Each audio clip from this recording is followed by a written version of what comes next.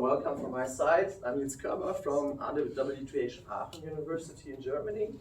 And I'm happy to share today my research on energy communities and especially decentral multi-energy systems with the paper title today, 2 words, Renewable Energy Communities, where I show during what you will see today a model, a methodology where we do data-driven approaches to show techno-economic and techno-ecologic potentials of these energy communities. That doesn't work quite well, so let's see. First of all, the motivation.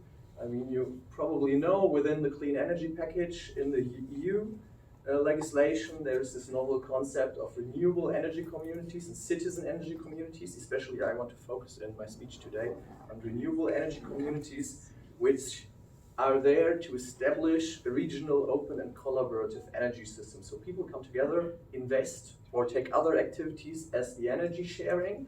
So beyond the border of the building, share their energy, especially PV, and therefore enable also social welfare, besides techno-economic and ecologic perspectives there for sustainability. And if we look at such a system, which is depicted here in the picture, it is a system of systems, since ownership lies at the people's level, at the building level, and they have a lot of option to decarbonize their buildings, including heating infrastructure, like heat pumps, electric heating, and so on. Also the insulation reinforcement, which is quite crucial on the heat side, is considered, as well as solar panels on the rooftops, storages, and then we have the system paradigm here, where we look at the community level. You can share investments on this space, like open space PV, water storages, or even central district heating with gas-fired CHPs, in this case biogas, since we are renewable in this case, or even large-scale heat pumps, wood chip heating, and so on. And you can see the technical concept behind is quite complex. And bringing this to the field, the major problem is we have so many options that we need decision support for those systems. And that is what we are tackling in the paper, a decision support system for the RECs, especially with the use of optimization algorithms and the data-driven approach to implement it also in reality. So let's look at that methodology. And this methodology is brought into the field in various studies we've brought out, and it all begins with a structural data survey. So we're digging into the data, which is which can be LIDAR data, 3D data of buildings, and we bring it to a geo-based system. And this is just a GIS-based system, which includes buildings, existing grid infrastructures, or even usable areas. And looking into the buildings a bit more sharper, we have data available for roof shapes, for the direction and pitch of roofs, which is quite, we need this information, for instance, to get solar thermal yields of the systems. We have also information about cubage and insulation status and the usage. Is it commercial, residential? Since in the second step, we're generating time series, synthetic time series, which are a year of what a time series will look like in reality, to really have in-depth data for our optimization and to see what the operation of the system really looks like over a typical year, since the period we invest is over 20 years. So this is just a fraction of what is the real operation in reality. And with all those data, and especially the solar yields, which is also part of the status quo analysis, we can come up with what is the energy demands in this area, what are the costs behind the energy supply on the heat, cooling, and on the electricity side, and the CO2 equivalent emissions can also be accounted. And in the second step, we have the multi-criteria optimization, where we bring all together this complexity I've shown before into an MIPL model, so an optimization model which is based on mixed integer linear programming, and it decides upon the best, the less cost intensive, so the the system which has the less costs means here the minimum of annuities over the total expenditures, and that is quite somehow opportunistic right now to each other, which has the lowest CO2 emissions. And that is basically the concept of Pareto optimization we are taking here, with all the degrees of freedom I already told you, and somehow the constraints that we have to, at all time, have to cover the electricity and the heat demands. And somehow we have also to show the technical parameters and technical operation of the system, which is also embedded into optimization algorithm. And there come the results. So I already told about Pareto efficiency at this point. So it's not one system, but you could choose your system based on if you want to be more eco-friendly, or if the system should be somehow less costly. And we have really in-depth expansion plans. I will show you now on an exemplary model. So we've brought out this study in a rural community in the municipality of Körber now in Germany, in the federal state of Hesse, quite in the middle of Germany.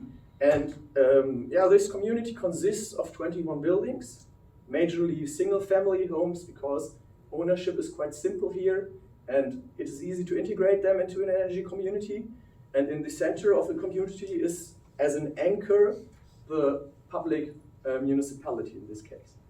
And that is a quite nice situation to implement in REC, since, as said, there is an anchor in this community. But the problem here is, right now, the energy supply is majorly based on fossil fuels.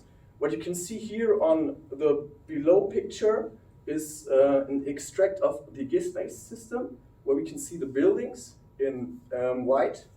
We can see spaces for renewables in blue, and the existing district heating network in this area, where right now only the public buildings are connected. And the problem of this public buildings is, as we can see already in this picture here, the energy flow chart, they are connected via district heating, making up 50% of the major heat demands, and they're all based on oil, which has large CO2 emissions accounting for. We calculated roughly 475 kilotons of equivalent CO2 emissions, and the costs are really high for the system, making 139,000 euros per year. And then our optimization comes in place, where we've optimized the system for the renewable energy community, and these are the results. What we can see here in the picture is the so-called Pareto front. So every point is one system design right now, and we can differentiate in 3 areas basically. The first area, where the supply is majorly over biomass heating, pellets, wood chips, where low photovoltaic expansion is in place, especially for the German case. That is the missing incentives to build more PV right now, and that is shown here. We have in the second section biomass heating, but with way higher PV expansion. And in this case, because of the PV expansion, we are somehow in a climate neutral scenario, as you can see. And then we have the scenario with heat pumps and high PV expansion, where it costs more, but we are now even in a balancing scheme we chose. We are more than climate neutral, we're climate positive in this case. Somehow the negative emissions, we could say, okay, it's the balancing scheme here. You could argue climate positivity doesn't exist. It's something we will look into future, especially in the research. Digging a bit deeper into what these optimization yields are, those 2 pictures, we can see the expansion in those 15 results we calculated for heating sector and the electricity sector. And the first solution is always the most economic viable, and the last solution is the most ecologic viable solution. And as already told, the major system relies on biomass in economic solutions and on heat pumps in ecologic solutions. And towards ecological solutions also, PV is more viable solution here. I want to also show you the refurbishment measures in this situation, because refurbishment is quite crucial and complex. In this case, we differentiated between 4 different measures for every building in this community. And what comes out is window exchanges is the most viable in this case. And towards ecological situations, full buildings are refurbished, but not all. And this is quite complex, and therefore, especially, we need those data-driven support, because there are somehow, when we dig deep into technical restrictions, things like hygienic compatibility of somehow those refurbishment measures, since prevention of moisture problems, if you look at the moisture point on the wall, which is not so good for the building. And this can be circumvented with such a tool. My last slide will show the operation of the system. So what you can see is the share of energy consumption in heat with pellets and the heat pumps. So already given information right now just on the operational side. Interesting is the electricity side. And here we see the huge problem also of energy transition at all. In the first solutions, the PV system is optimized, in the German case, for self-sufficiency. So yielding the highest self-sufficiency ratio, where we have the time series behind that, and you can see self-sufficiency ratios are on the level of 20–30%. And even with higher expansion of the PV, the self-sufficiency ratio doesn't change anymore. Besides, feed grid in increases a lot. That is majorly a problem also because we don't have flexibility on this stage. And what the program also shows, that flexibility, especially of battery storages, thermal storages, is too expensive to install in such a system, and we have so flexibility in this case is not really needed. That's it. Thank you for your attention. You're welcome.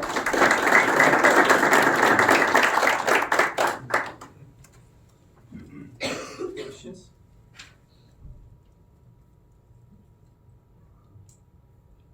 Will the solutions for, let's say, multi-story buildings with more families living in there be the same? So photovoltaic and so on, or are there also other options that can be used? Sure. So photovoltaics is always an option.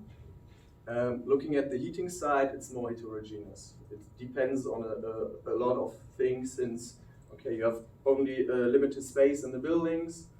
And you could say, okay, rural areas, we looked into rural areas, are quite different to an urban area. Right. I mean, in an urban area, you have anonymity, so it is also a problem of people talking together and establishing an REC. So I guess it's more the solution in rural areas, and therefore, there might be only a few limited technical options in the future. But I mean, it's quite nice to have such a system to show what are the options here. Thanks. Yes, thank you.